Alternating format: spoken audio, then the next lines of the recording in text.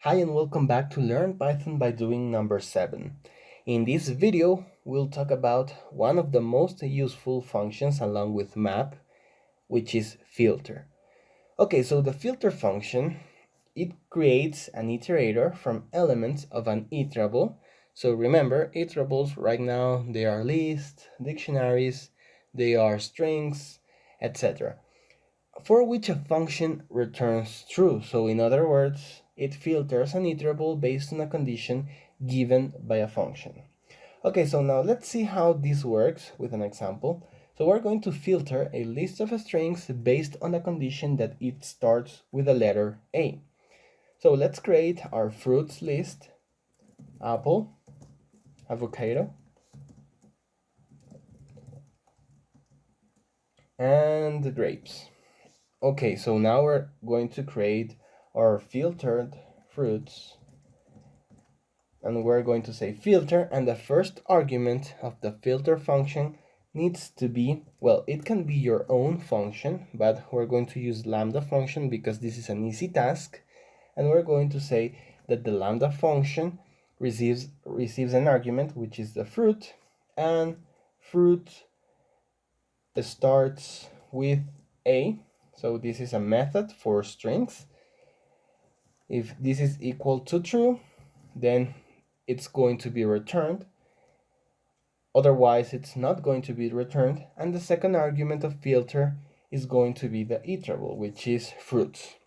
Okay, so this function already returns true or false based on the condition that the fruit starts or not with A. So we can omit this part, but for sake of clarity, we're going to let it be like that.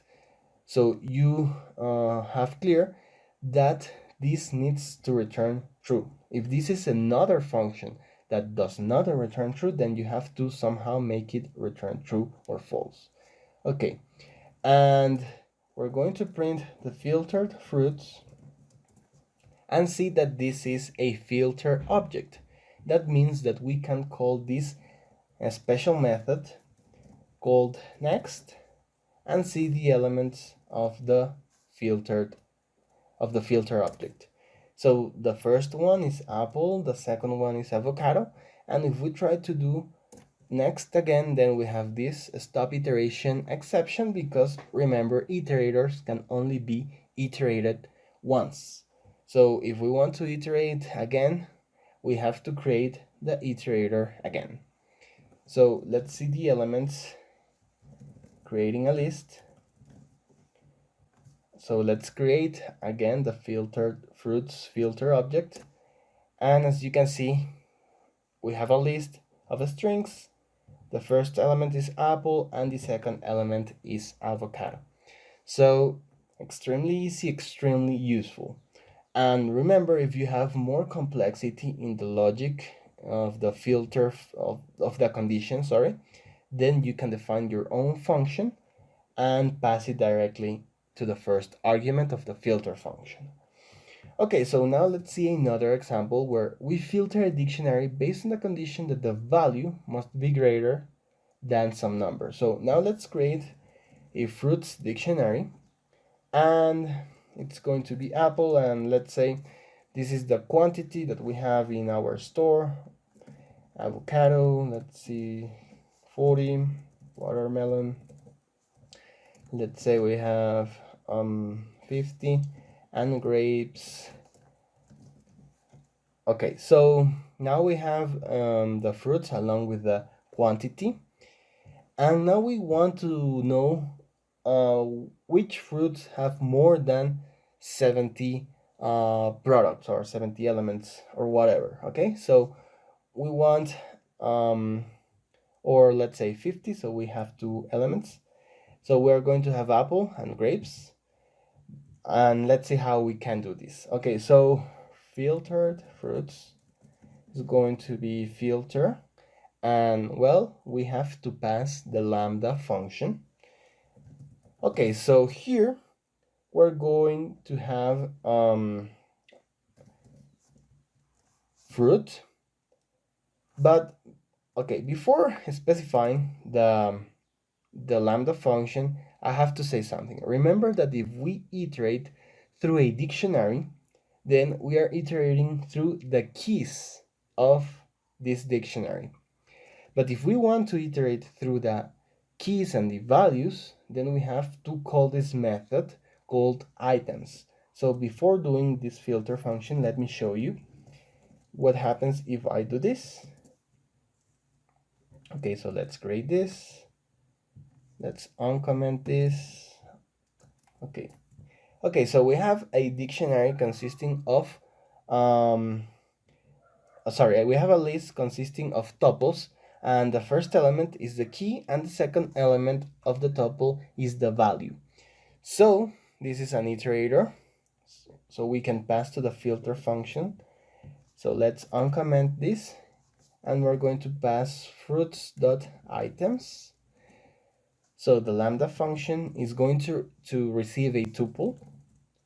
Well, we should call it t, and the second element of this tuple is the value, so that's t1, and we want this to be greater than 50.